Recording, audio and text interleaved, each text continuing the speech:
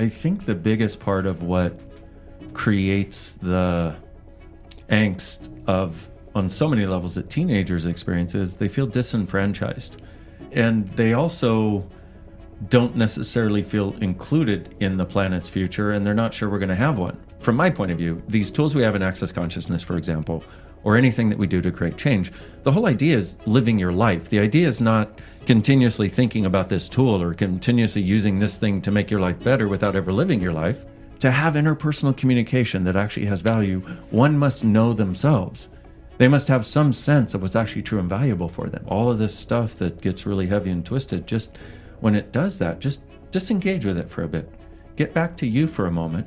But if we don't have to focus on that and put our attention there anymore, now what that allows us to do is to take our energy and attention, put it in the direction of those things that light us up, that are lighter, make us happy. When the heaviness comes in, rather than trying to solve it, instead we go, okay, what part of this is a lie, spoken or unspoken? What if we are far greater than we give ourselves credit for? This is the Possibility Explorer podcast. My name is Dr. Dain Heer, and I would like to welcome you to an ADHD adventure of life hacks. What's been your experience with that, with mental health and people trying to find that connection again post-COVID? Well, that is such a big thing. And what I realized 24 years ago is I had a session of something called Access Consciousness bars. Right after this thing of, hey, either my life changes or I'm out of here. In an hour and 15 minutes, I went from depressed, suicidal, and angry at the world, and unhappy, to grateful to be alive, and with a sense of, this is possible to change this. And I knew I was never going to go back to that place again.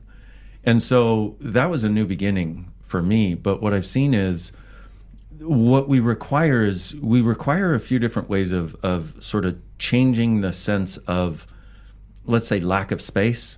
Lack of like, ooh, I want to interact with people. I want to interact with things, you know.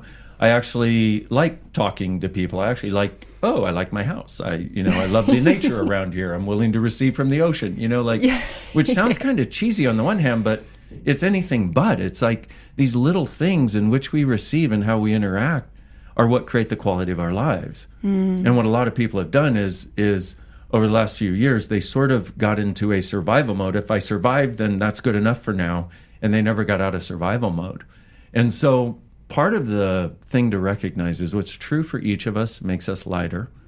A lie makes us heavier. Now, when I say lighter, it's like, oh yeah, of course. If you have somebody who loves you say, I love you, you're like, oh yeah, that feels great. Thanks. If you have somebody who hates you say, I love you, you're like, that does not feel like to me, Yeah.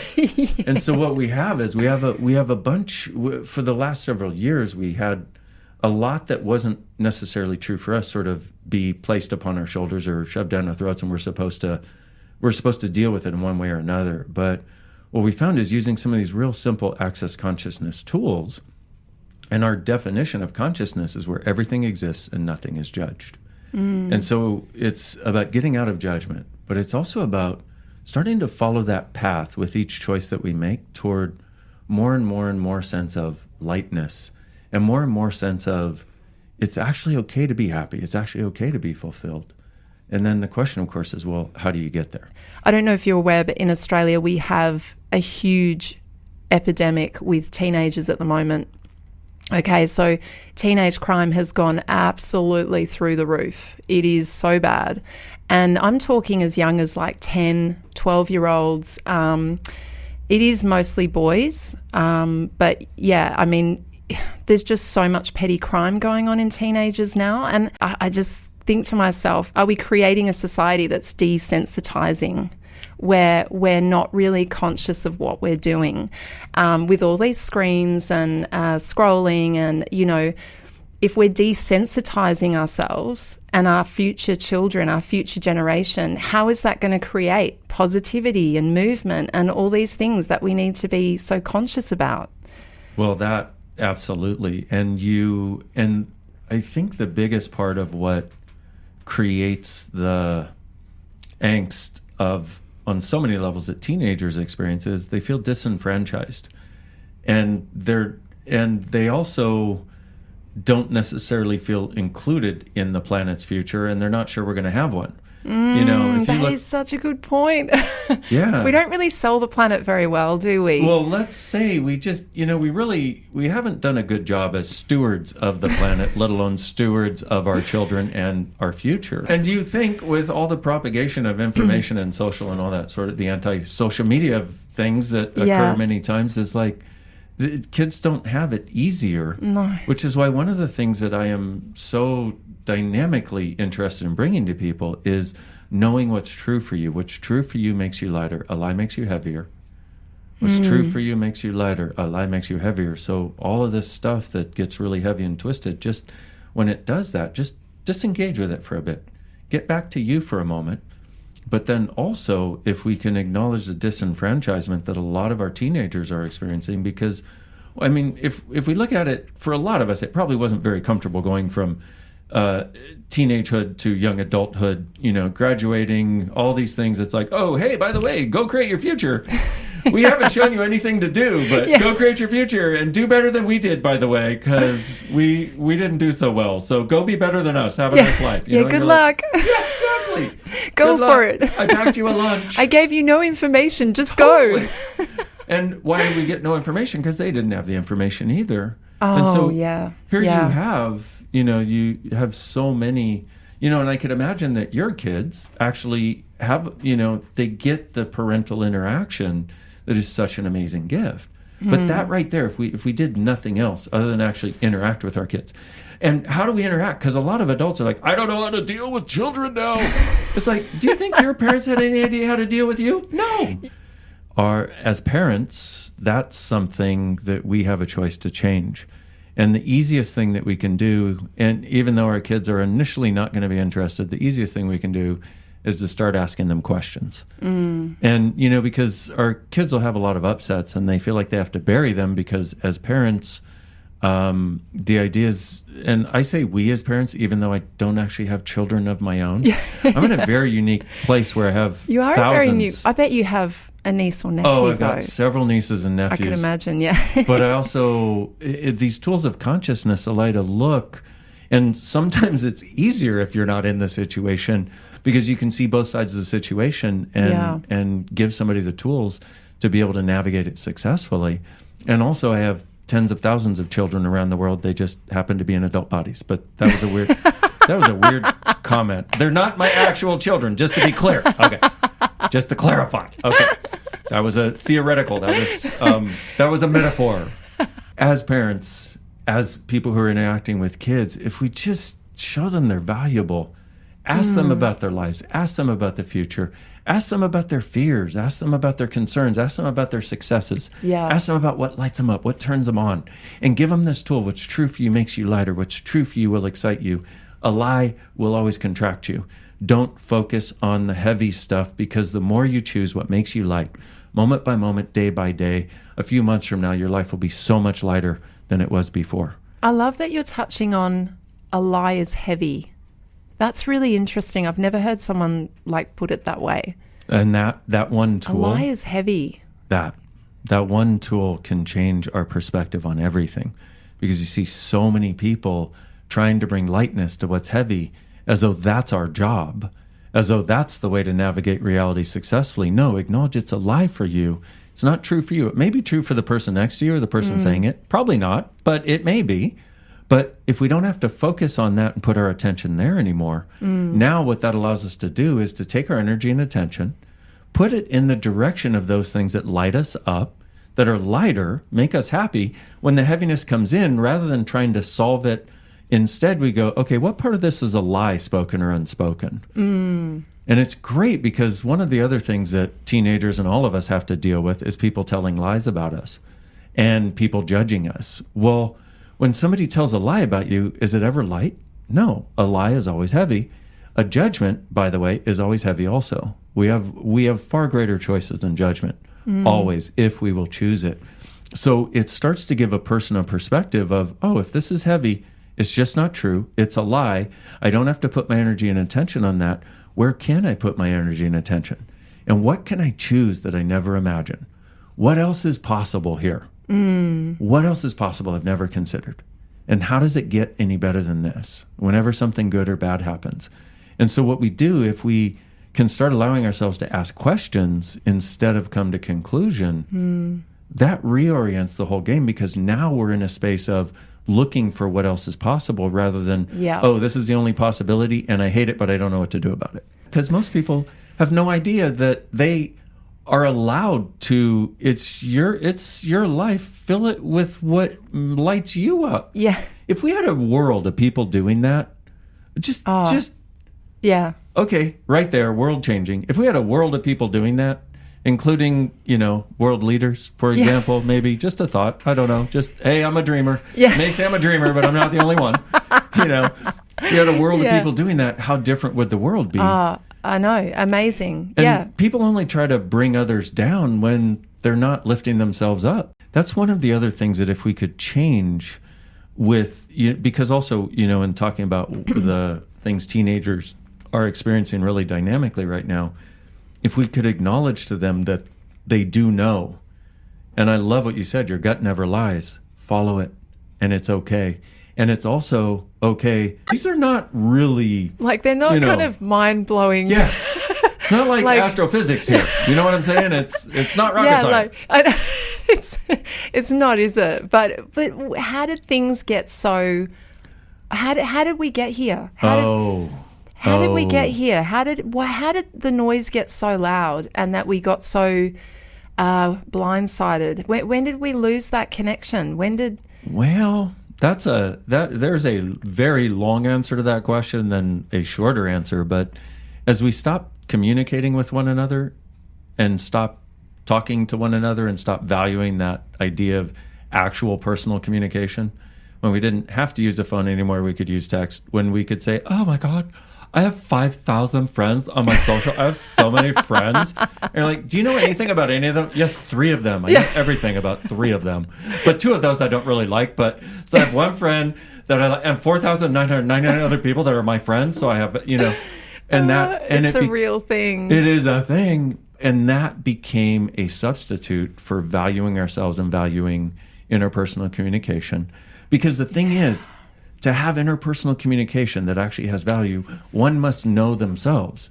They must have some sense of what's actually true and valuable for them. Yeah. But what we have, and there are so many aspects of this, but it's like, rather than valuing us and valuing others and valuing that actual communication that could occur, we've been inundated in a world that's more about have the right socially acceptable point of view for this week, because it'll change next week, by the way. And by the way, if you don't get next week's point of view, you're out.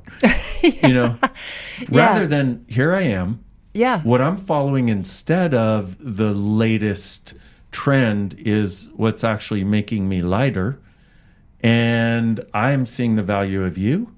I am doing everything I can to bring out your awareness of how beautiful and amazing you are.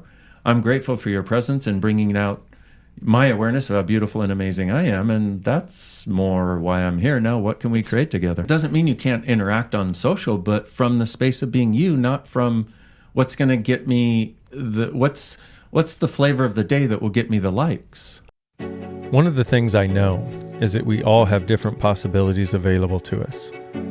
In the past few years, many people seem to believe that possibilities are evaporating, that they're disappearing, that we have fewer possibilities than we've ever had.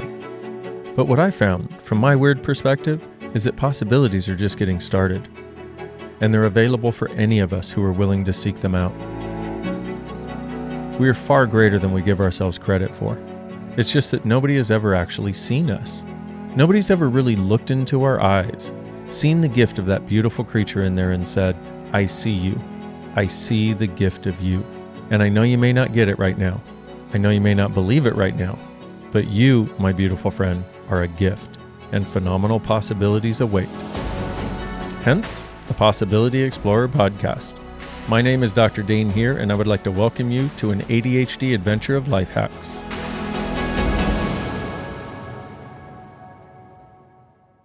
If you look at the last few years, it's been a lot of stress in a lot of ways for a lot of people. And certain people have a sense that they're coming out of it, but a lot of people sort of are left with this residual sense of there's got to be something else. And, you'll see where things are, a particular stress is still with you, whether that's about money or relationships or the state of the world itself. The thing is, we have a capacity to change it. We have a capacity to be different in how we show up. There are tools that can take you from crappy to happy in a very short amount of time. And that's what I want people to know. And I also want people to know you're not alone. We live on this planet together. We are in this thing together.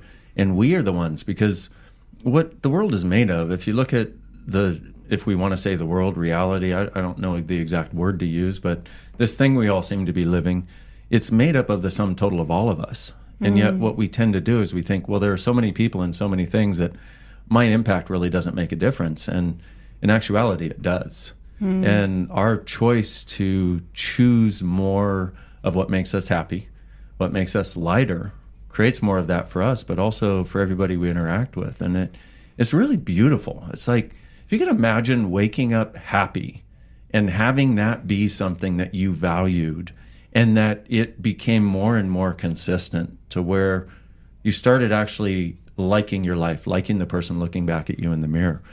Like 24 years ago, I was at a place where I was literally going to end my life if things didn't change. And it was primarily because I had been unhappy for the better part of 3 years. With everything that I was doing, it seemed like, and I was doing all kinds of weird stuff. Like, I was reading every book I could. I was going to every workshop. I was working out. I was like, if there was a tool, I was using it, right? And what kept happening though is I didn't see sustainable change. I didn't see a sense of my life getting happier and happier. I saw a sense of me getting more and more and more judgment no matter what I was doing. And I got to a place where I was like, universe, this is me, little Dain, big universe. There's sometimes in your world where you have to make a demand for something different. And I did. I said, universe, here's the deal. You got 6 months. My life either actually changes or I'm out of here. And I thought, based on previous experience, I was just going to get to finally leave it all behind and stop struggling, because I don't think we were put on this planet to struggle. Now, your background, you're actually a chiropractor. What does the leverage of the Access consciousness that you're the co-founder of, where does that chiropractic side of you leverage into that? Because I'm trying to... That's a great question. And what I found is, and this is an interesting part, because before I was sort of co-creating this body of work, I was somebody who came to it because it was so awesome, So here I'm being a chiropractor and coming to Access classes and interacting with the founder and asking him questions. And what I found is everything is energetic. Everything that goes on in our body, everything that goes on in our lives is energetic. And so what I found is the way to actually change the things that go on in our bodies is to start communicating with it, but start acknowledging that it's not just the physical structural, it's the energetics that creates the structure. And people say, well, how do you know that? I'm like, well, the way I actually know it is by working with people and seeing what creates a change and what doesn't, and what makes it worse and what makes it better. That's how I actually know. But there's this other little tiny thing that you might want to bring up that's called, let me see, what was it? Oh, quantum physics, that says the exact same thing. Please do tell us about these energy levels that we were talking about. You mentioned the fact that we're all interconnected, and quantum physics belies this and tells us this. And we actually have a tool that's really helpful. And it's based on the idea that 98% of our thoughts, feelings, and emotions and our points of view are yuck, stuck, and our what the F, which rhymes with stuck. So 98% of the stuff that goes through our head, we're actually picking up from other people like a big psychic radio receiver. And somewhere between 50 and 100% of what goes on in our bodies. And so when I got this tool 24 years ago, the suggestion is this: who does this belong to? Or is it mine? When you're in the middle of something, yuck, stuck, or what the F going on, okay? and just ask, is it mine, or who does this belong to? And if it lightens up, it's not yours. And this applies to physical stuff, but it also applies to all the stuff going through our head on a daily basis. If you did nothing but this one tool for 3 days, at the end of 3 days, you'd walk around like you're in a walking, talking meditation. And you start to notice when these things came in instead of running them as though they're yours on autopilot. And you're probably noticing how it's actually making you feel each time. Yep. And that's the other thing about it is we're going through our lives and we're so aware of everyone, and we care for people to a degree that we will barely ever acknowledge. And so it opens this door for us to be aware of what's going on. And so one of the things I love about Access Consciousness, it's like tools for the trenches of life. And, because it's one thing to go, no, I just feel good. I'm fine. I don't want to kill people. I don't want to do this. I don't want to run away. I don't want to, and it's like, no, let's change it so you literally don't have that limiting you anymore. And it's way easier on so many levels than most of us can imagine. Oh, it's so powerful. Finding the right tools is just so important. And, there's a lot of things out there that just aren't enough when you're feeling that low or that overwhelmed, or you need something really powerful that you can tap into and use as a powerful thing that's actually going to be effective. Yeah, that's the thing, is having it be effective. Because the other thing that occurs for so many people is they're willing to do the work. They're willing to put in the time and energy. It's just that the tools they're using don't address the thing they want to address. Or it's so esoteric, it doesn't make sense. The rubber never really hits the road. And so when you have a tool that actually works and addresses what's going on and changes it, that's when you go, oh my goodness, I'm not the one, I wasn't screwed up, I just didn't have the right tools. I wanted to ask you about clearing statement. Can we talk a little bit about this? Because this sounds fascinating to me. Oh, this thing is wonderful. And you can use it with anything, okay? And the way it works is it's basically, once again, we're at quantum physics. And so the way it works, like if you're listening to news or listening to somebody talk and you start noticing the sort of twist in your guts, or you start getting checked out or whatever, we can change those sorts of things. Or you look at your bank account, and you're like, those sorts of things. And what it is we're tapping into the ability to change the energetics of a choice that we're making in that moment. And so, like, most of the things that stress us out from today are things that we bought as stressors a long time ago when we were little kids, for example. It's like, I stress out just the same way mommy and daddy do, except now you're 40 and they're dead and you still stress out the same way. Yeah. So we can change these things. We can actually change pretty much all of them if we're willing to catch it in the moment. And the way that works is, like, for example, if you listen to the news, like we just had the news, right? And most people wouldn't even notice necessarily. It's like, well, I was pretty happy with that conversation. Then the news went on, and now I kind of feel a bit less, less like what happened? Like my wings got trimmed a little bit. Yeah. Well, all that is some energetic response we're having to something. And all you got to do is go, okay, and you just ask yourself, will I let this go? And if so, then what you want to do is you want to do the short form from this clearing statement, which is POC and POD, POC and POD. And what it stands for is going back to the point of creation of the thoughts, feelings, and emotions, or whatever you put in place that allows this to stay in place for you right now. And so people, usually go cross-eyed at this point, because most people, some people have learned they can do, and you usually will notice a difference afterwards. That's the whole idea, is if you go from somewhat heavy or somewhat contracted to lighter and happier, it's working. And so it's like the room we're in looks solid, but science tells us it's 99.9999999% space, right? But it's constantly solid. expanding. Yeah, that idea also, exactly. And if the universe is constantly expanding, why are we continuously contracting? Yeah. So exactly. The idea is based on where we took that space and made it solid. What if it's the same thing with the limitations in our lives? What if they're not as real and solid as we think? What if it's the point of view we attach to it that's actually creating it that way? And it's like, one of the things I want people to know is your point of view creates your reality. Reality does not create your point of view. Meaning, if you decide something is difficult, that's the way it shows up for you. But the person next to you, or your best friend who didn't grow up in the same circumstances, who doesn't have it as difficult, why does it always show up easily for them? Because they don't have the same point of view. And they don't have the same point of view that it's got to be a challenge, or that it's only valuable if it's a challenge, or whatever those points of view are. The beauty is just in the recognition of, I was light and happy and felt like I had wings, and now I feel like I don't. All you got to do is, whatever it was that you chose, whatever created that, will you let it go? And if so, you go, POC and POD all that stuff. Thank you very much. And we actually have a video. It's at theclearingstatement.com.